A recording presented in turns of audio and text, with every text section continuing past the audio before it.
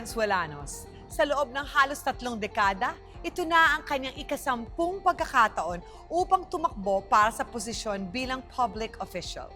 At ngayon, ito ay para sa ikatlong termino bilang kinatawan ng ikalawang distrito ng Valenzuela. Siya si Deputy Speaker of the present Congress and former Chairman of the House Committee for Youth and Sports, Congressman ERIC Martinez. Hello, Congressman! Hello, Giselle. Magandang araw. It's so nice to see you again. Oo nga. Long time no see. Oh, ay syempre kilala kita, no? Pero para lang sa lahat, of course, ng ating mga Valenzuelanos, sino ba talaga si ERIC Martinez sa pribadong buhay at sino naman si ERIC Martinez sa kanyang public service? Si ERIC Martinez ay tubong barangay Marulas. Dayo lang kami rito sa Valenzuela at choir ako sa simbahan, National Shrine of Our Lady of Fatima. The Marian devotee. Choir at pianista? Pianista. Pianista, yeah. So, doon umiikot yung buhay ko when on my early years ng aking teenage years. Choir, simbahan. So, isang araw, pagkatapos kong tumugtog sa simbahan, tapos na yung service, Sunday service namin. Kasi tumutugtog ako simula umaga hanggang hapon, lahat ng misa doon. So, yun ang buhay ko.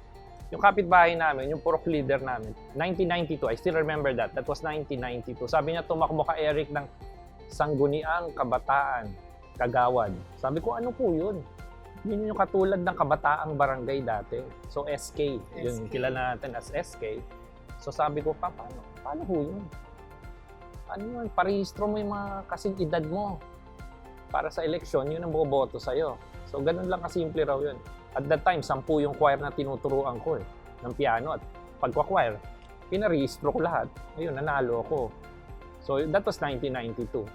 So, the second time around, dahil 10 yan 97, tumakbo ko ng barangay Kagawad. Doon sa barangay namin. Nanalo uli ako.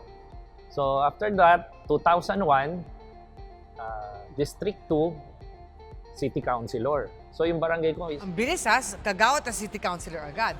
92, SK, 97, barangay Kagawad. Then 2001, City Councilor.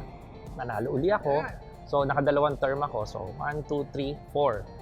So, on my 5th try, nag-vice mayor ako. So, nanalo uli ako. Nakatatlong term ako. Ito yung kay Sherwin? Yes. Time ni Sherwin, tapos inabutan ko si Mayor Rex. Si Mayor Rex. So, 5, 6, 7. So, ito ngayon, congressman. Pang third term ko tong try kong to. So, nakadalawa 8, na ako. 9. Ito na yung pang-10. So, yun si ERIC Martinez, a choir boy from the National Shrine of Our Lady of Fatima. Now a politician, as Deputy Speaker, rose from the ranks. And who would ever thought about it? Yes, tama ka. Who would have ever thought that a simple pianista, a simple choir boy, magiging congressman? At kung mabigyan ka ng pagkakataon ngayon, 3-termer congressman. Yeah, oo. God's ways are not ours Yes, Totoo sa tingin yan, ko, Giselle. hindi lang yan destiny. Regalo yan ng Our Lady of Fatima sa'yo dahil nagserbisyo ka para sa kanya. At yun ang gusto niyang gawin mo, na ituloy ang serbisyo hindi lang para sa Panginoon, kundi para sa taong bayan. I think that's the way to go. And how far it goes, we don't know. Kaya yun ako, si ERIC. Sa pribadong buhay naman, I spend most of my time sa bahay lang with my kids. I have 3 kids, puro babae. They're still young. My panganay is 16. I have a 2-year-old habol. Aba, habol? Oo, so habol pa ha? Oo. I spend most of my time now with them. It's a balancing act pa rin naman as public servant. Pero most of the time kasi, we should understand, ang bilis ng panahon, yung early childhood days nila, pag nalampasan natin yan, hindi na natin mababalikan. So, that's my outlook na ngayon. As I age, most of the time, family, we go out. Dati, nakakapag-mall. That's me. Kumusta naman po ang pagiging Deputy Speaker for Youth and Sports? And ano yung mga natuklasan mo at balak bigyang pansin dito sa youth and sports sector? I was the chairman of the Committee on Youth and Sports before I was deputized nga as the Deputy Speaker of the House of Representatives. So, ang concern ng being chairman of the Youth and Sports, yung sports program natin sa Pilipinas. So, inabutan ko yung panahon ng Southeast Asian Games ng 2 years ago. Oh, yung yes. nag-overall Oh. champion tayo. So, as being the chairman, the Congress exercise its oversight functions to make sure yung preparations of the athletes and the venues ma-fulfill natin to maximize. At yun naman, naging successful tayo. Nag-overall champion tayo. And it was the best games ever. At inabutan ko rin yung Olympics natin. Ito, akong chairman nun, the preparations of our athletes, and yun na nga, swerte pa rin. May swerte siguro ako. The first Olympic gold happened in our lifetime. Totoo. Kay Dylan Diaz. And it happened, me as the chairman ng Youth and Sports. I even predicted nga yun, Giselle. Sinabi mo yun? Sabi ko nung one press con sa Congress, sabi ko, we're gonna nail the first Olympic gold in Tokyo. Ano yun years before kasi na-postpone, di ba? May mga may mga past write-ups yan. So sabi nila, how did you predict that? Sabi ko lang, yun nga, one thing very important for the success of our sports program is funding, preparation, at yung tutok ng ating mga sports leaders at ng ating government officials like us. And look at Heidi Lindid and the boxers and our gymnast, si Kaloy. So, things are looking up for youth and sports. 50 million ang kabataan natin dito sa Pilipinas. And that's what I have learned. You support them, nurture them, put them in a direction that we could maximize those unbelievable potentials. Talagang malaki ang kahinat na ng ating kabataang mga Pilipino. Grabe ka, Congressman Eric. Well, hindi ka lang sugo ng Birheng Fatima. Meron ka pang dilang anghel. Ganyan nga, hindi ko rin. Kung balita ko, napakarami mo daw ginawang world-class basketball courts dito sa Valenzuela City bilang ikaw ay isang, sabi mo nga, aficionado of sports, di ba? Alam dito ang pinaka-paborito mo? The House of Kobe. Tawag niyo talaga doon, House of Kobe. The House of Kobe. I named it after the Los Angeles Lakers great Kobe Bryant. Yes. I'll just give you a background or how it all started. On my first term in Congress, I've noticed sa district ko, siyam lang yung barangay ko. May mga basketball courts kami ron. Ang worry ko kasi nun, dahil sa semento lang naglalaro yung mga kabataan, they are really prone to injury. Tapos, most of the time, madulas, tapos hindi functional talaga for a legit na basketball. Pwede pang may mamatay doon. Yes, true. Oh. So, I put into effort, sabi ko, siyam lang naman yung barangay ko, why not kada barangay, lagyan ko ng isang covered court, na tabla yung court, tapos maayos na nalalaroan, same as dun sa Araneta and Mall of Asia arena ng basketball court. So, it is really something revolutionary dahil karamihan naman talaga, politicians, basketball courts, semento lang and covered and that's it. So I put in some added touch to that. Kada court, meron siyang touch ng mga NBA teams. Yung isang barangay, Boston Celtics. Yung isang barangay, Los Angeles Lakers. Yung isang barangay, Houston Rockets, Golden State Warriors. So para lalong mainganyo yung mga kabataan. Yes. So itong House of Kobe, sa Barangay Karwatan ito, it's a Los Angeles Lakers inspired court. Pero most of the designs ko is Kobe Bryant because we all know, when you talk about the Lakers, Kobe Bryant is the name that really props up. Kaya siya special dahil nung in-inaugurate namin yung basketball court na yon, that day, it was a Sunday. On video, in-invite ko si Kobe. Sabi ko, Kobe, you've been going to the Philippines. Why not go to Valenzuela? We made a court for you. I call it the House of Kobe.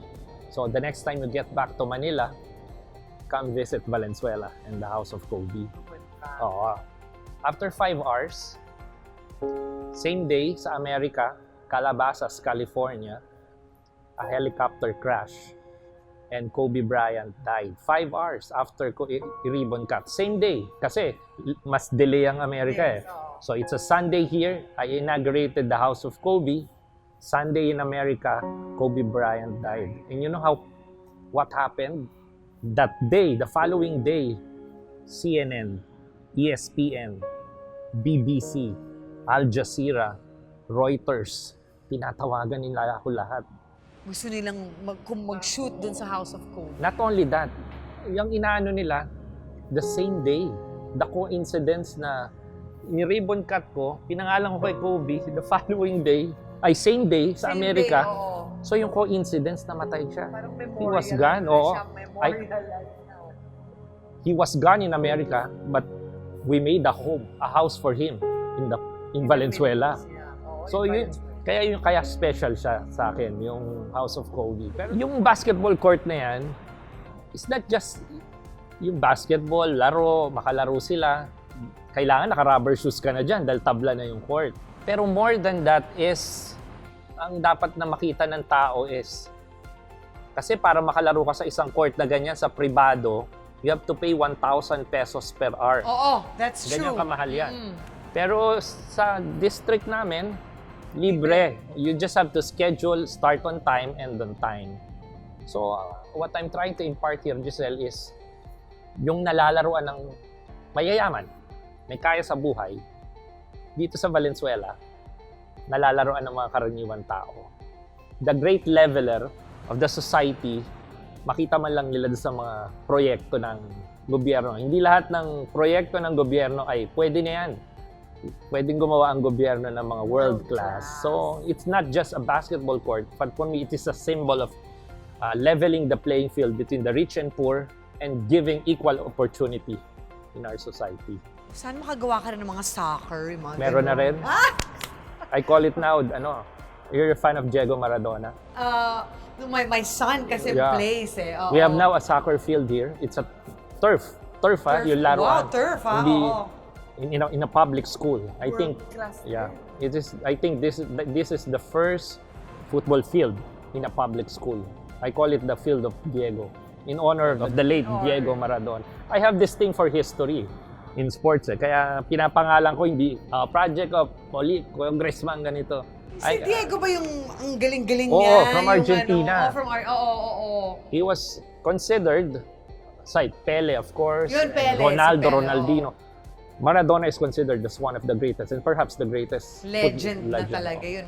Sa inyong pagbabalik tungkulin para sa Kongreso, ngayong ikatlong termino na, may pagkakaiba ba sa dahilan ng pagtakbo ninyo noon at ngayon?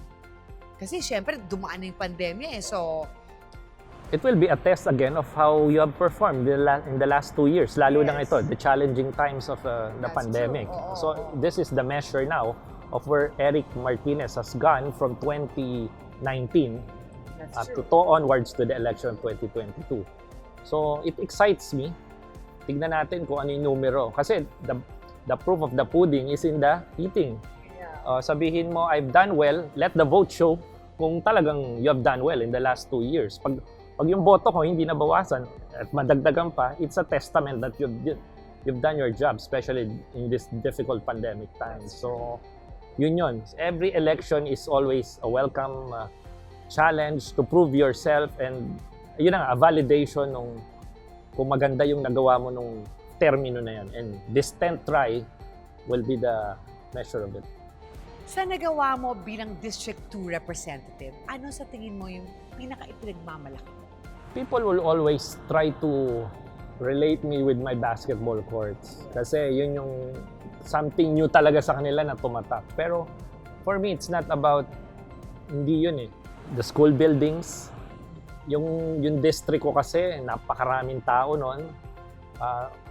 Public schools, because of lack of classrooms, nung ibang public schools ko, they do double shifts.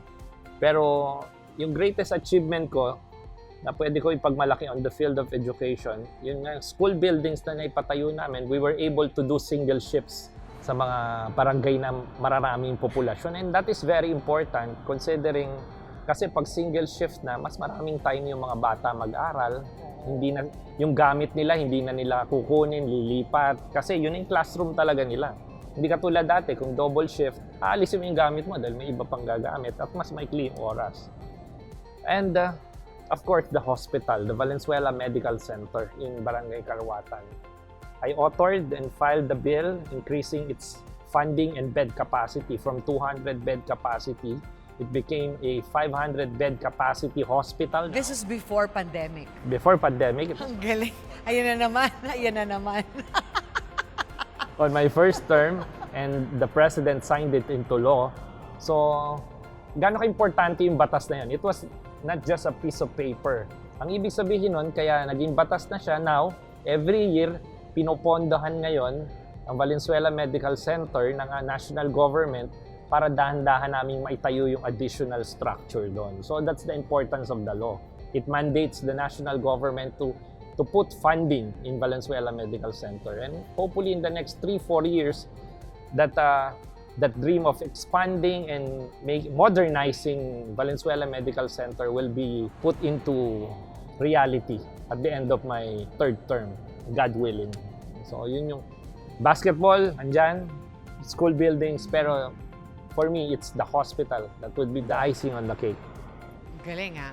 So meron kang education, yung mga school buildings, nandiyan ang mga world-class basketball courts mo, which is sports, at syempre pa, ang pinaka-importante ngayon, health, na naisip mo na naman in advance during your first term, bago mag-pandemya. Imaginein mo lang, imagine mo kung hindi mo inisip yon, Kong Eric.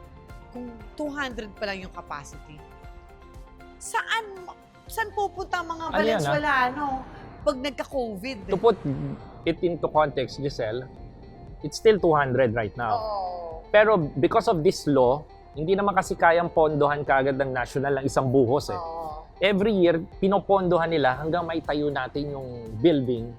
Until that time, masatisfy na yung 500 bed capacity. Kasi syempre man, we have to understand, napakalaki ng Pilipinas, lahat naman may mga ganyang concern, kaya kailangan mapondohan. Pero for the longest time, na hindi na popondohan nationally yan, ngayon, nalagyan na natin. Yung hospital na yan, time pa ni Congressman Tony Serapio, and that was 15 summers ago, nung napondohan yon. So, I have nothing to say about what happened during that course of that 15 years, pero akin, my take is, nung ako na yung nandun, I did my thing, may lupa na, nakuha namin yung lupa, may batas na, at yun, napondohan na, at dahan-dahan na namin na itatayo yung hospital. So that's how it works. Bilang isang two-term congressman, marami na kayong naitulong sa mga Valenzuelanos. Sa papaanong paraan naman ninyo balak tapusin itong termino na to ng pagkakongresista? You just have to finish with a bang. Di ba? Ganun naman eh. I've always been a fan of athletes and sports. Yes. When Michael Jordan took that last shot during that 1998 game against the Utah Jazz, Game 6, to win that game, everyone said, what a finish, Michael, MJ. When Kobe Bryant retired and scored 60 points, what a finish. And I just want to finish with a bang on my third term as congressman. So, pwede ko lang naman sabihin, never stop. Yun yung akin eh. Never stop. You just have to fire away with all cylinders, and hopefully, everything you'll do, all that effort, people would say, what a finish, Eric. What a finish. Well, speaking of finishes, can you please finish this sentence? Tuloy ang progreso sa Valenzuela kay ERIC Martinez dahil Eric never stops. gawing mas makabuluhan ang susunod na halalan. Kilalaning mabuti ang mga kandidatong iyong iboboto.